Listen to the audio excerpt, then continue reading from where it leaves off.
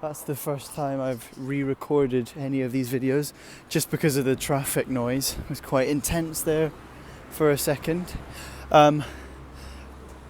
We've been out at the beach today, and so there's not been a lot of there wasn't a lot of time to come home and record anything and meditate because we're going to the cinema tonight and we were out for longer than expected. I think the title of today's video is going to be anticipation, because okay, give me 1 second. Yeah, we're on the way to the cinema. Anticipation, because I've been anticipating my 2 hours all day and putting it off and kind of dreading it, and not dreading it, but just like, you know, there was that voice of it's going to be really boring. What am I going to do? All of these usual things, right? And it's interesting hearing those voices, because those voices have ran me my whole life. My whole life has gone, this is boring, and the follow to this is boring has always been do something that feels riveting, right? Instead of just going, this is boring, and then doing nothing, which is like, I think the most productive thing that you could do is listen to a pattern say something like, this is boring, and then do nothing. And to the ego that sounds crazy, because you're saying the most productive thing you could do is nothing. But it's true, you know, because if a voice comes up and says this is boring, and then you do something that feels riveting, then you're always going to be running away from boring, you know. And so I did my 2 hours just then, and it's just never as bad as what I think it's going to be. And I went in and out today of like, this is boring, I'm a bit agitated, I want to not do this right now.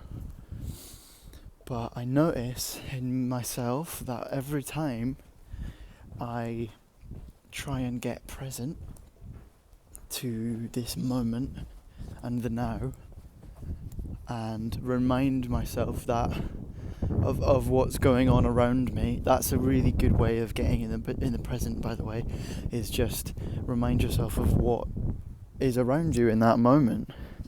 You know, just put some attention on the position you're sat in. If you've got fresh air on you, the feeling of the smell of the fresh air, and even the feeling of your eyes behind your eyelids, things like that. And it pulls you into this moment, and I remind myself that this moment, exactly how it is, will never happen again.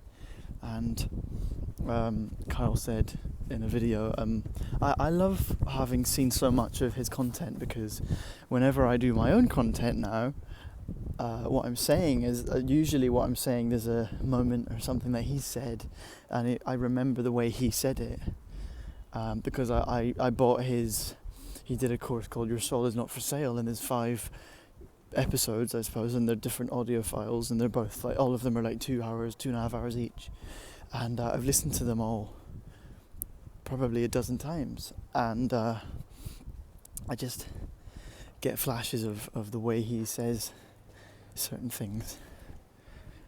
And he said in this one video, he said, oh no, actually this wasn't in this course at all. It was just, he did a meditation, a guided meditation, even though he's kind of not always been pro guided meditation, just because you're listening to someone telling you what to do or what to think, and that, you know, you're giving your mind a task at a time when your mind needs rest, which is another thing he said. But yeah, when you do that thing of reminding yourself that this moment is unique and you'll never have it again, and you're in this moment, just remember that whatever I'm feeling, that I'm feeling deeper.